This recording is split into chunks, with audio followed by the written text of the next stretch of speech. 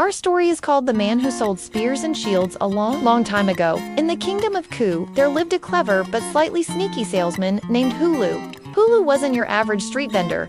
He prided himself on being the best salesman in the land.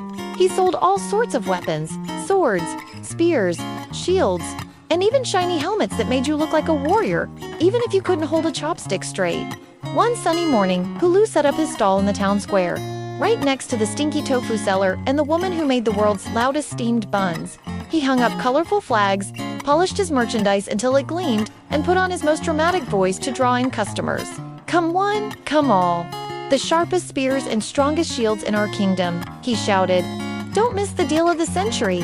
Naturally, a curious crowd began to gather. Hulu picked up one of his spears, its blade glittering under the sun. "Ladies and gentlemen," he declared, raising the spear high, "this is not just any spear. This is the sharpest spear in the world." "Ooh," murmured the crowd. He pointed to a watermelon on the table beside him and, bam, pierced it clean through. "See? It can pierce any shield, no matter how strong." People gasped. A farmer in the back whispered, "That could poke a hole through a mountain." Hulu puffed out his chest. "And now, let me show you my shield."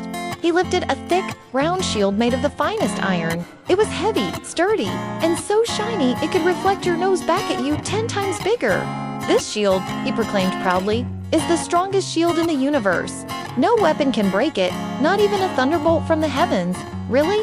someone asked. "Really?" said Hulu, slapping the shield for emphasis. A young boy raised his hand.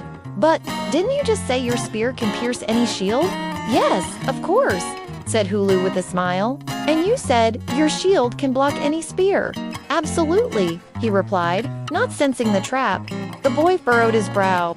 "So what happens if you use your super spear to poke your super shield?" The entire crowd went silent. Hulu blinked. Then he scratched his head. Then he blinked again. Then someone in the crowd burst out laughing. "Yeah," shouted another man. "If your spear can pierce anything, it should pierce the shield. But if your shield can block anything, it should block the spear. So which one wins? Are you selling magic or nonsense?" An old woman cackled. Hulu's face turned red, then purple, then red again. He had just contradicted himself. He had used his own words, self against self, as the story says. It literally meaning using one's spear against one's own shield. Embarrassed, Hulu packed up his stall and hurried off, muttering, "Maybe I should start selling tofu instead. What happened after the embarrassment?" Now, you might think that was the end of Hulu's weapon-selling days, but it wasn't. That night, as he sat at home eating pickled radish and thinking about his big mistake, he had a light bulb moment. "Wait a minute," he said to his cat. "Maybe people laughed at me because I tried to sell two things that canceled each other out. But what if I sell ideas instead?"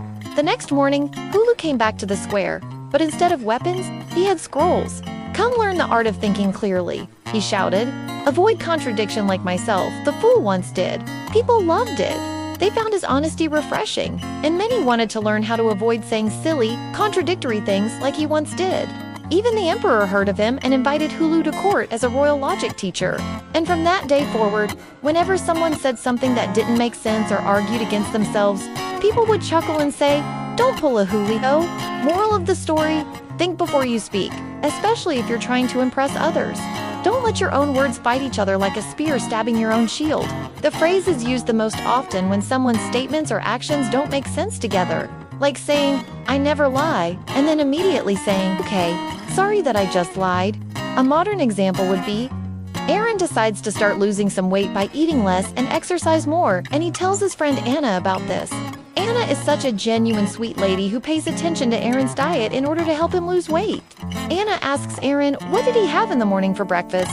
A beef patty, 2 slices of toast with peanut butter and coffee, with 3 sugar and 3 cream. Anna didn't say anything. Later that day, Anna asked Aaron again that what he had for supper. And this is what Aaron replied to her that made her so mad. "Oh, because I skipped lunch to lose some weight, I had a big dinner."